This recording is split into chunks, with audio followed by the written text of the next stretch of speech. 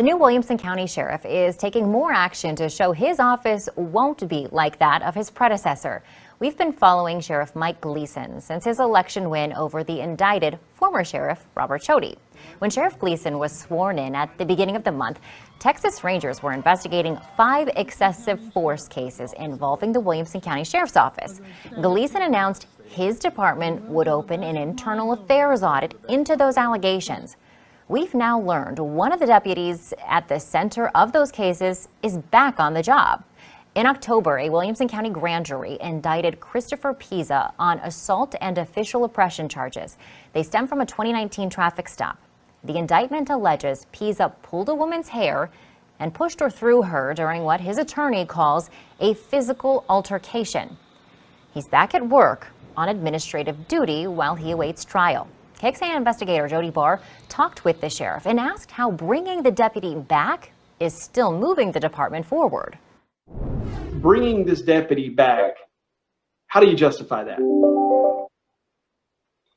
I brought him back so he would have due process, which is something that's been lacking in the last 4 years of the previous administration. If he is exonerated, he continues working at the sheriff's office. If he's convicted, he's gone. Absolutely. If he is exonerated, there still is a training issue there. He was not afforded a full training program as all the other deputies, as policy here was. He was put out on the street way too early. He was not qualified to be in the situation he was in, and the department has to own that. But I don't think his incident should be lumped in with the other ones that we've been following for the last year and a half, 2 years. Those are completely different people, processes, reputations, where they came from, how they were hired. This is someone who actually went through the process like they should have, and the process failed them. I think a lot of those were for entertainment value, and this one was just something due to lack of training.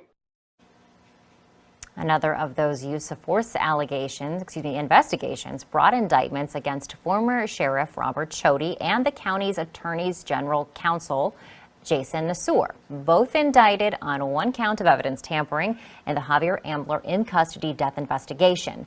Chody and Nassour pleaded not guilty to the charges. A Travis County grand jury is set to consider indictments in its separate Ambler investigation by the end of March. Blue bloods.